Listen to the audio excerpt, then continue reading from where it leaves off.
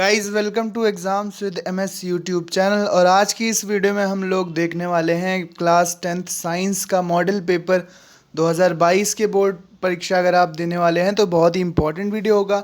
कैसा रहने वाला है पेपर का पैटर्न, इस वीडियो को देखकर आप अच्छे से समझ जाएंगे।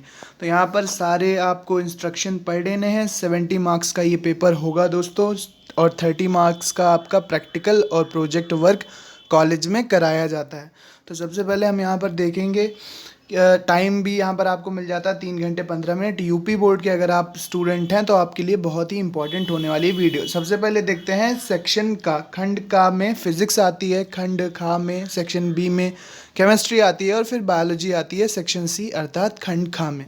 तो यहाँ पर सबसे पहले आपको कुछ बहुविकल्पी प्रश्न देखने को मिल जाएंगे। यहाँ पर लिखा हुआ है 1.5 वोल्ट विद्युत वाहक बल के सेल का आंतरिक प्रतिरोध 3 ओम है, तो सेल से प्राप्त धारा का अधिकतम मान क्या होगा। तो न्यूमेरिकल है छोटा सा, आपको सॉल्व करके सही ऑप्शन चुन के सिलेक्ट करके आपको अपनी आंसर बुक में लिखना होगा। इसके बाद नेक्स्ट क्वेश्चन है स्वस्थ आँख के लिए। यहाँ पर दिया हुआ है स्वस्थ आँख के लिए दूर बिंदु क्या होता है, ये आपको बताना है। विद्युत धारा का एसआई मात्रक क्या होता है, एम्पियर होता है, जानते हैं। इसके बाद आपसे एक और बहुविकल्पी प्रश्न पूछा जाएगा। तो टोटल 4 बहुविकल्पी प्रश्न पूछे गए हैं फिजिक्स में। किसी बिंब मतलब किसी भी इमेज का वास्तविक तथा समान साइज का प्रतिबिंब, किसी भी वस्तु, बिंब का मतलब है वस्तु, किसी भी बिंब का वास्तविक तथा समान साइज का प्रतिबिंब प्राप्त करने के लिए बिंब को उत्तल लेंस के सामने कहाँ रखेंगे।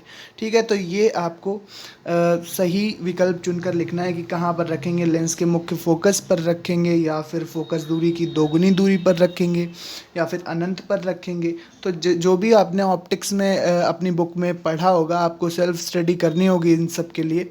और अगर आप चाहते हैं कि इसका सॉल्यूशन भी आपको दिया जाए तो आप कमेंट में ज़रूर लिखना। जितने ज़्यादा कमेंट आएंगे फिर मैं आपको इसका सॉल्यूशन भी प्रोवाइड कराऊंगा। अब यहाँ पर क्वेश्चन नंबर 2 स्टार्ट हो चुका है। यहाँ पर 2 मार्क्स के 2 नंबर के प्रश्न आएंगे।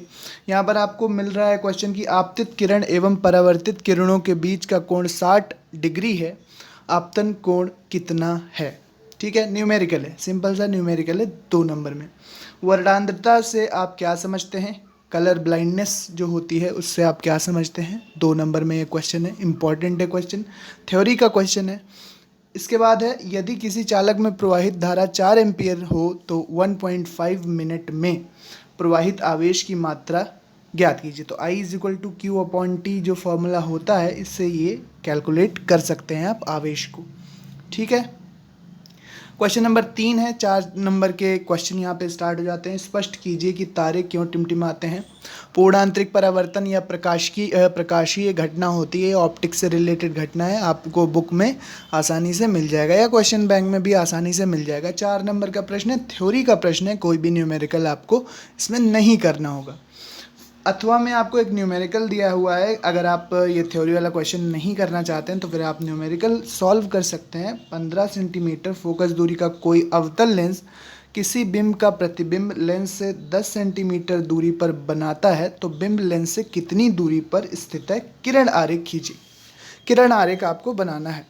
ठीक है, अगला क्वेश्चन आपको मिल जाता है श्रेणी क्रम में संयोजित करने के स्थान पर वैद्युत युक्तियों को पार्श्व क्रम में संयोजित करने के क्या फ़ायदे हैं, क्या लाभ हैं। ठीक है, जो इलेक्ट्रिसिटी वाला चैप्टर होता है वहाँ से ये क्वेश्चन पूछा गया है। 4 नंबर में इंपॉर्टेंट है, पढ़ लीजिएगा। इसके बाद एक प्रिज्म का कोण 60 अंश तथा अल्पतम विचलन कोण 38 अंश है। प्रिज्म के पदार्थ का अपवर्तनांक कोण ज्ञात कीजिए। साइन 49 अंश की वैल्यू दी है 0.75। 4 नंबर का न्यूमेरिकल है। फिर 4 नंबर का क्वेश्चन है। यहाँ पर न्यूमेरिकल दिया हुआ है कि 2 ओम, 3 ओम तथा 6 ओम के 3 प्रतिरोधों को किस प्रकार संयोजित करेंगे कि संयोजन का कुल प्रतिरोध 4 ओम हो और 1 ओम हो। 7 नंबर का न्यूमेरिकल है। अगर आप ये न्यूमेरिकल नहीं सॉल्व करना चाहते हैं तो आप ये क्वेश्चन कर सकते हैं, प्रिज्म क्या है, किसी प्रिज्म द्वारा प्रकाश का अपवर्तन समझाइए। ठीक है, तो ये आप समझ लीजिए कि अगर आपको न्यूमेरिकल नहीं आते हैं, आपको केवल थ्योरी पढ़नी है, तो आप थ्योरी के क्वेश्चन अच्छे से तैयार करो, क्योंकि अथवा में थ्योरी के क्वेश्चंस दिए होते हैं। इसके बाद सेक्शन खा आता है यहाँ पर, जो कि है केमिस्ट्री। केमिस्ट्री 20 मार्क्स में पूछी जाएगी, फिजिक्स 25 मार्क्स में, 25 मार्क्स में आती है। तो सबसे पहला यहाँ पर क्वेश्चन है केमिस्ट्री का, लोहे के फ्राइंग पैन को जंग से बचाने के लिए निम्न में से कौन सी विधि उपयुक्त है? तो ग्रीस लगाकर, पेंट लगाकर, जिंक की परत चढ़ाकर, या ये सभी। सही उत्तर आपको सिलेक्ट करके लिखना होगा। इसके बाद यहाँ पर एक रासायनिक समीकरण दिया हुआ है, BaCl2 प्लस H2SO4 बनता है BaSO4 प्लस 2HCl, किस प्रकार की अभिक्रिया है? संयोजन अभिक्रिया है या वियोजन अभिक्रिया, विस्थापन या द्विविस्थापन अभिक्रिया है? पेयजल को जीवाणु रहित करने के लिए किसका प्रयोग किया जाता है? तो ये प्रयोग किया जाता है ब्लीचिंग पाउडर का, हम जानते हैं। ठीक है, इसके बाद क्वेश्चन नंबर 6 स्टार्ट होता है, धातु के साथ अम्ल की अभिक्रिया होने पर सामान्यतः कौन सी गैस निकलती है? हाइड्रोजन गैस निकलती है। यहाँ पर आप किसी भी धातु को अगर एसिड के साथ रिएक्ट कराएंगे तो फिर वहाँ पे हाइड्रोजन गैस निकलेगी। एक उदाहरण के द्वारा समझाइए इस गैस की उपस्थिति की जांच आप कैसे करेंगे? नेक्स्ट क्वेश्चन है हमारे पास, कैलामिन से जिंक का निष्कर्षण कैसे करते हैं? रासायनिक समीकरण लिखो। अब नेक्स्ट क्वेश्चन 2 नंबर में यहाँ पर आपको मिल जाता है, निम्नलिखित अभिक्रियाओं के संतुलित रासायनिक समीकरण लिखिए। जिंक की अभिक्रिया कराई गई सिल्वर नाइट्रेट से, क्या बना? जिंक नाइट्रेट प्लस सिल्वर, ये आप लिख देंगे, संतुलित करना है इसको। मैग्नीशियम प्लस हाइड्रोजन क्लोराइड, क्या बनता है? Magnesium chloride plus hydrogen gas. तो ये सिंपल सा बिल्कुल है, आप कर लेंगे। नेक्स्ट क्वेश्चन है, सूचक क्या है? इंडिकेटर्स क्या होते हैं? सूचक को इंडिकेटर्स कहते हैं। एक उदाहरण की सहायता से अम्ल क्षार सूचकों के अम्लीय तथा क्षारीय माध्यम में रंग परिवर्तन को स्पष्ट करो। ये आपको 2 नंबर में क्वेश्चन दिया हुआ है। फिर है हमारे पास, अगर आप ये सूचक वाला क्वेश्चन नहीं कर सकते तो आप कर सकते हैं कि उदासीनीकरण अभिक्रिया क्या है? 2 उदाहरण दीजिए। इसके बाद रासायनिक गुणधर्मों के आधार पर धातुओं एवं अधातुओं में अंतर स्पष्ट करो। 2 नंबर का क्वेश्चन है। अथवा में एक और क्वेश्चन दिया हुआ है, अगर आप ये वाला क्वेश्चन नहीं करना चाहते तो आप कर सकते हैं, संयोजन और वियोजन अभिक्रियाओं में क्या अंतर होता है? प्रत्येक अभिक्रिया का एक एक उदाहरण दीजिए। नेक्स्ट क्वेश्चन है, मिश्र धातु किसे कहते हैं? कॉपर की प्रमुख मिश्र धातुओं के नाम, संगठन व उपयोग लिखो।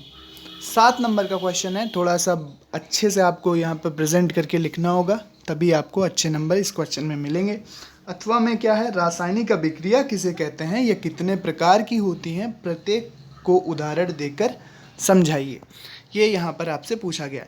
अब सेक्शन सी खंड गा स्टार्ट हो जाता है, जो कि बायोलॉजी होती है। ये 25 नंबर में पूछी जाएगी। पहला क्वेश्चन आता है, एटीपी तथा NADP2H का निर्माण कहाँ होता है? माइटोकॉन्ड्रिया में या क्लोरोप्लास्ट में, पेरोक्सीसोम या लाइसोसोम से। मुकुलन किस में पाया जाता है? प्लेनेरिया में पाया जाता है, हाइड्रा में भी शायद पाया जाता है। ठीक है, अभी देख लीशमानिया में तो हाइड्रा में मुकुलन, बडिंग की जो प्रक्रिया है वो हाइड्रा में मिलती है। इसके बाद नेक्स्ट क्वेश्चन है, प्लांट में जाइलम किसके लिए उत्तरदायी होता है? जल के संवहन के लिए उत्तरदायी होता है।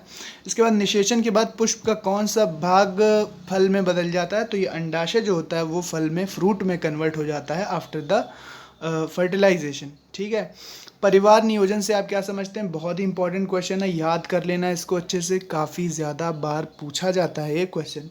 अवशोषण तथा स्वांगीकरण में क्या अंतर है? ये आपको बताना है, डाइजेशन वाले चैप्टर से ये प्रश्न है।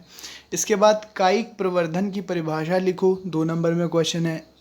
अलैंगिक व लैंगिक जनन में अंतर बताइए, इंपॉर्टेंट क्वेश्चन है, बार बार आता है, 4 नंबर में ही आता है। ठीक है, अगला क्वेश्चन है, वृक्काणु या नेफ्रॉन की रचना तथा क्रियाविधि का वर्णन करो।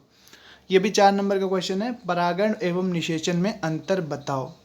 ठीक है, परागण और निषेचन में क्या अंतर होता है ये आपको याद करना है, 4 नंबर का क्वेश्चन है। अच्छे क्वेश्चन सारे इसमें दिए हुए हैं। इसके बाद कोशिकीय, अगर आप ये क्वेश्चन नहीं करना चाहते परागण और निषेचन वाला तो आप कर सकते हैं, कोशिकीय श्वसन को परिभाषित करो और तथा उसकी रूपरेखा बनाइए। और क्वेश्चन नंबर 12 है, रुधिर परिवहन को परिभाषित कीजिए, खुला, बंद तथा दोहरा रुधिर परिवहन तंत्र को समझाओ।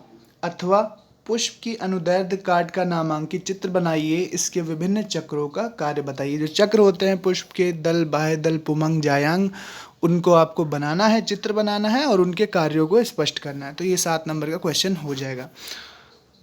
तो दोस्तों ये था पूरा हमारा क्लास 10th साइंस का पेपर। यूपी बोर्ड एग्ज़ाम अगर 2022 में आप देने वाले हैं, क्लास 10th में हैं, तो इससे आप पैटर्न को समझ सकते हैं। इसी तरह के मॉडल पेपर्स लगातार आते रहेंगे exams with MS YouTube channel को, तो सब्सक्राइब कर लीजिए, बेल आइकॉन को हिट कर देना ताकि नोटिफिकेशंस भी आपको मिलती रहें। Thanks for watching and listening me and good luck for your future दोस्तों। Thank you and bye bye.